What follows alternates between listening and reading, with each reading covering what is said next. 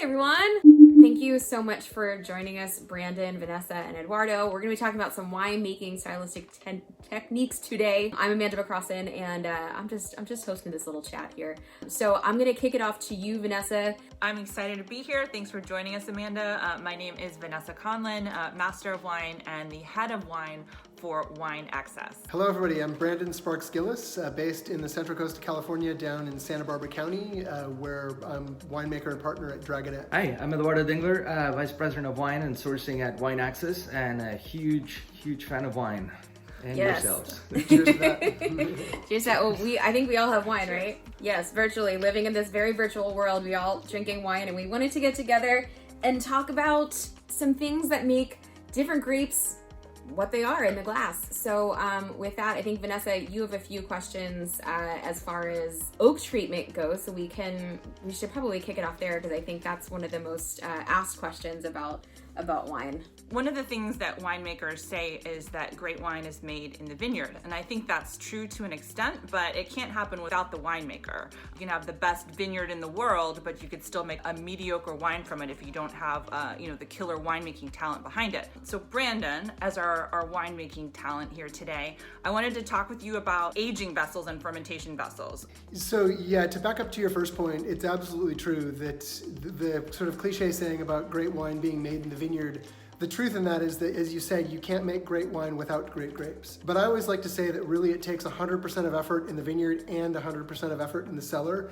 in order to really bring those two things together and create greatness in wine. And the vessel is something that can make a massive impact, particularly on the style of the wine. And I like to use Sauvignon Blanc as a grape that really illustrates that, because oftentimes the vessel will literally define the style. So when we think of the classic Marlborough Sauvignon Blanc, for instance, or even much of Sancerre and Pouilly-Fumé, those are wines that are briefly aged in stainless steel. And what that does is it preserves so much of that beautiful primary essence of the grape. So you get grassy pyrazines, that very bright aromatic component, and a quite linear texture from the stainless steel. And if you take those exact same grapes and mature and age them in a neutral barrel, for instance, you'll actually lose a little bit of that aromatic intensity, but you'll gain some textural depth. And then if you take that a step further and actually use new barrels, you'll actually be getting some of the flavor components from the barrel itself, a little kiss of vanilla, a little hint of baking spices, for instance. And again, it also helps to build texture and length. And oftentimes, as a winemaker, you can use multiple vessels for the same lot of wine in order to build complexity into that. Brandon, your take on lees steering and the malolactic fermentation and everything that goes into a great Chardonnay? That is a great question. And Chardonnay is often referred to as the winemaker's grape for that same thing, because it can be so influenced stylistically in the cellar.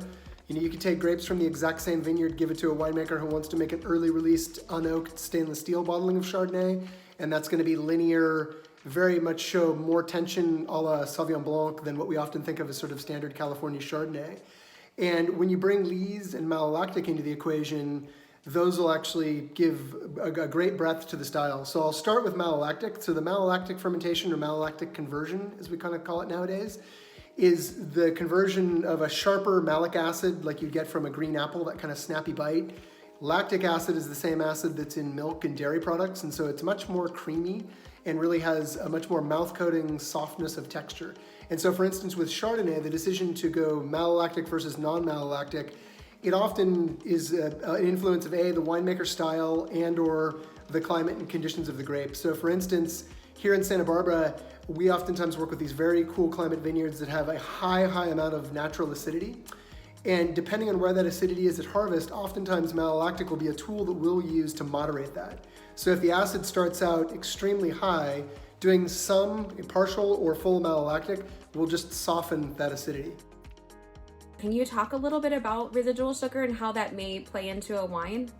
Yeah, so residual sugar is an interesting topic in wine, because oftentimes I think when the word is first mentioned, people are thinking of definitively sweet wines. But residual sugar can be used at essentially all different sugar levels in order to provide balance to the wine. There's actually Napa Cabernet, for instance, which we think of as being a dry red, where a small amount of residual sugar can balance very high alcohol and very high tannin. To Brandon's point, sometimes even when we talk about, well, there's a little bit of, RS to this wine or residual sugar, many times sort of can be imperceptible, because to his point, if it's there to sort of provide balance, it's not going to stick out as, sweetness per se, but just provide to the overall enjoyment and perception of the wine. Brandon, thank you so much for keeping us honest here. I always learn so much from Brandon, and I hope that you'll come back, because we will be shooting full videos when we have the actual wines in front of us in the club, and we'd love to have you join that conversation. Maybe this one will join the conversation too. Yay! Oh, cute. All right, well, thank you all so much for joining us. I hope to see you in person very soon, but until then, thanks for conversing about all things wine with us. And Brandon, thank you for your unbelievable amount of knowledge that you imparted on us today. So we'll see you all thanks for having soon, me. and we'll do the virtual cheers. Cheers. Cheers. Cheers. Cheers, guys. And I'll see you Thank you. guys when I see you. All right. All right. Take care. Cheers, Bye, everyone. guys. Bye. Thanks. Bye.